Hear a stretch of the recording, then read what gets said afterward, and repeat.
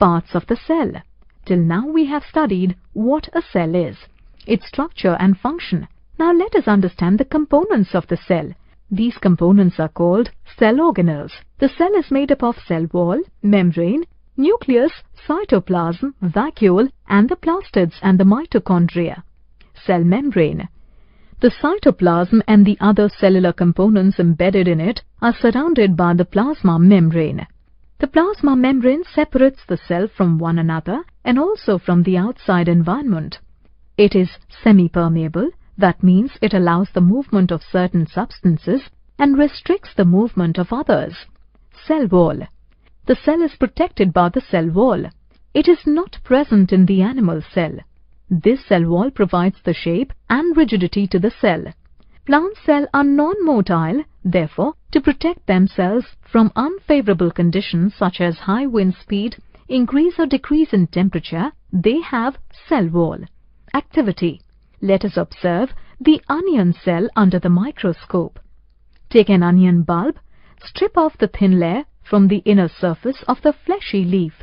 Place it in a dish of water and stain it with safranin. Now transfer the thin strip onto a clean slide and put a cover slip. Observe it under a microscope to observe the cell structure in plants. You observe that onion cells seem like a brick wall with some black spots. Color of safranin should be red. Cytoplasm. Can you see the jelly-like substance inside the cell? Well, that is the cytoplasm. All the cell organelles are embedded in the cytoplasm. Nucleus.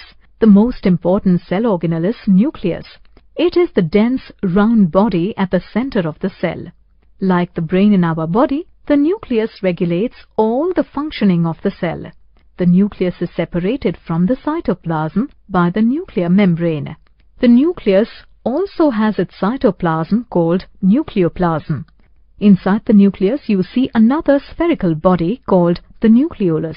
The nucleus contains thread-like structures called chromosomes. They have the genetic material or the genes that is transferred to the next generation. We appear similar to our parents. This is because we inherit genes from them. The entire content of a living cell is known as protoplasm. It includes the cytoplasm and the nucleus. The chromosomes appear as dense, thread-like material called chromatin and can be seen as bead only during the cell division.